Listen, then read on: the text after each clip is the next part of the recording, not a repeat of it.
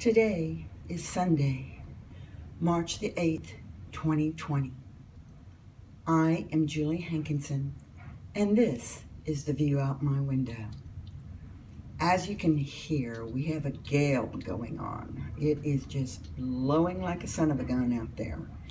And we have had icy rain today, and it has just been a good day to shelter in place and practice some of the prepper survival skills that I have never practiced, as in actually cooking the meals that I've been stocking up in my pantry.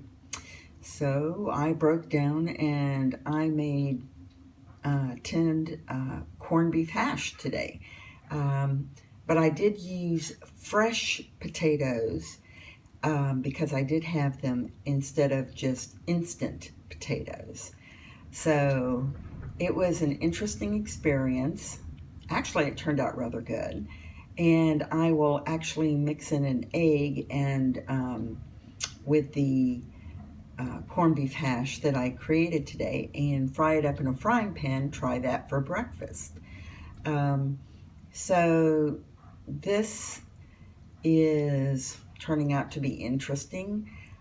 Just listening to some of the media posts today, and they're saying, well, the CDC says that if you're over 65, you should be sheltering in place. You shouldn't go out. And I'm going, well, does 64 3/4 count? It's like all these things. And then South Korea is saying, well, use reusable cotton masks because we don't have enough paper masks. And whereas in the US, we're saying, well, unless you're sick, don't use a paper mask at all because you're taking away resources. And even there was a post about the secret stockpile that they have for a hospital up in Massachusetts, Boston, Massachusetts. And they're saying even their whole warehouse that they have been putting together for years for just such an instance, an epidemic, that it's only going to last them 2 weeks, and that they may have to put as many as 2 people on a ventilator because they don't have enough ventilators. I mean, this is, we're supposed to be preparing. This is one of the best hospitals. And they're saying, unless you're deathly ill, don't even come to the hospital because we can't handle you. I think that's the scary part, is actually realizing that our government, our U.S. capacity to handle this virus is not adequate. And it's hitting home for us, that it's actually happening in the U.S. And usually it's happening in some far-off third world nation or something. But this is, again, the flu actually kills more people per year, yes. But this one strikes fear because we don't have a means of combating it. And when we can't attack something and put it in its place, then we fear it and we run. And I believe rightly so. It's like, I am not putting myself in any kind of situation that would deliberately expose me to this infection. And yes, that means going to South by Southwest. I believe that the people that have pulled out did the right thing. You don't encourage continued exposure of large groups. And that is a packed crowd in Austin when that gets going. So don't tell me someone's not going to have it and expose everyone else around them. That is just a contagion situation waiting to happen. And yeah, it's just, and of course, I said over a month ago that the antibiotics, were that supply chain was going to be affected. And today, the doctors are finally raising the concern, saying, yep, we don't have enough. And it's because of the supply chain disruption of antibiotics from China. And as I said back then, China produces, 97% of the antibiotics that we use in the United States.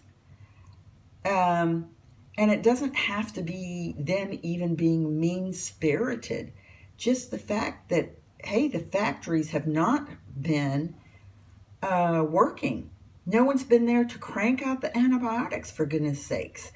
So how in the world can they keep sending them to us if they don't have them, that they're not manufacturing them? So I don't even think we need to make a big conspiracy out of that. That's just a basic, hey, if the factory's not open, it's not happening. As opposed to India, which is saying, well, even what we have, we're not exporting. And some of the other countries are, having to take a hard line about, well, we can't ship what we need for our own people. And this is getting very hard line. And for, unbelievable weird things that happen, like that hotel in China that was built in 2018, which collapsed. Now that's a little odd. All those people that were in, quarantine. So did somebody blow it up? Because somebody did say, that they heard an explosion before the whole building fell, collapsed inside. I don't know what the heck is going on. This is just totally running, people are getting a little bit crazy about what's going on. So I'll confine my craziness to my own home and self-isolate when I can, because, well, frankly, I still have to go into work.